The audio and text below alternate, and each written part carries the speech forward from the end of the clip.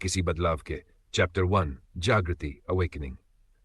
Scene 1 space station में हलचल कहानी शुरू होती है। एक विशाल स्पेस स्टेशन में जहां एक अजीब अफरा तफरी मची हुई थी। लोग इधर उधर भाग रहे थे। कोई किसी से पूछ रहा था सीनियर कहाँ है। अचानक एक बुजुर्ग आदमी तेजी से वहां पहुंचता है। क्या हुआ? यह हडकंप क्यों मचा है? तभी एक जवान कर्मचारी सामने आकर बोलता है, सर, स्पेस में भारी हलचल हो रही है। वहां भयंकर धमाके हो रहे हैं, इतनी दूर से भी दिखाई दे रहे हैं। सीनियर साइंटिस्ट घबराकर पूछता है, कैसे हो सकता है? हमारे पास तो पिछले 7 सालों का डेटा है। ऐसा कुछ नहीं होना चाहिए था। सीनियर जल्द ही मेन स्क्रीन के पास जाता है। स्क्रीन पर भीषण एनर्जी ब्लास्ट दिख रहे थे। उसके मुंह से निकला, असंभव, ये धमाके इतने बड़े हैं कि यदि अर्थ के पास आते तो उसे राख में बदल सकते थे। कितनी दूरी पर हो रहे हैं ये? ऑपरेटर ने जवाब दिया, 6 मिलियन लाइट ईयर्स दूर। लेकिन फिर भी हमें यहां दिख रहे हैं। शायद 2 ब्लैक होल्स आपस में टकरा रहे हैं। सीनियर साइंटिस्ट गहरी सांस लेता है। इतनी दूरी से भी दिखाई दे रहे हैं तो यह मामूली घटना नहीं हो सकती।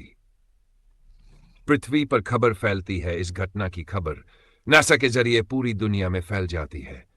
TV, news channel, social media, हर जगह चर्चाएं हो रही थी। कोई कहता ये ऊपर वाले का गुस्सा है, कोई कहता अंत शुरू हो चुका है। हर कोई अपनी थ्योरी बना रहा था। हिमालय के पर्वत दृश्य बदलता है।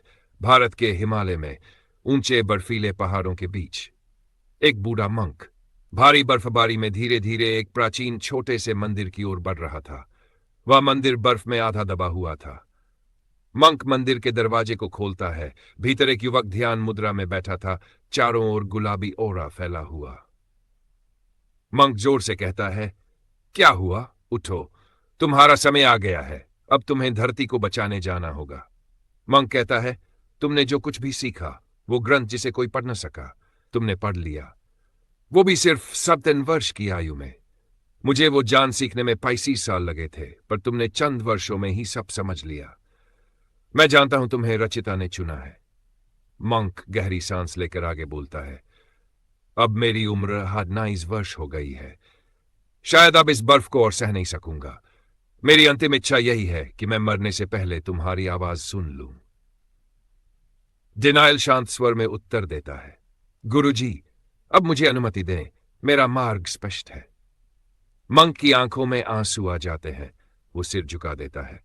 डिनायल उठता है। उसके तन पर केवल एक हल्का वस्त्र, बर्फ में 3 डिग्री तापमान, परंतु उसके चारों ओर ओरा की गर्माहट फैल रही थी। वो बाहर निकलता है, आसमान की ओर देखता है और धीमे स्वर में कहता है, समर।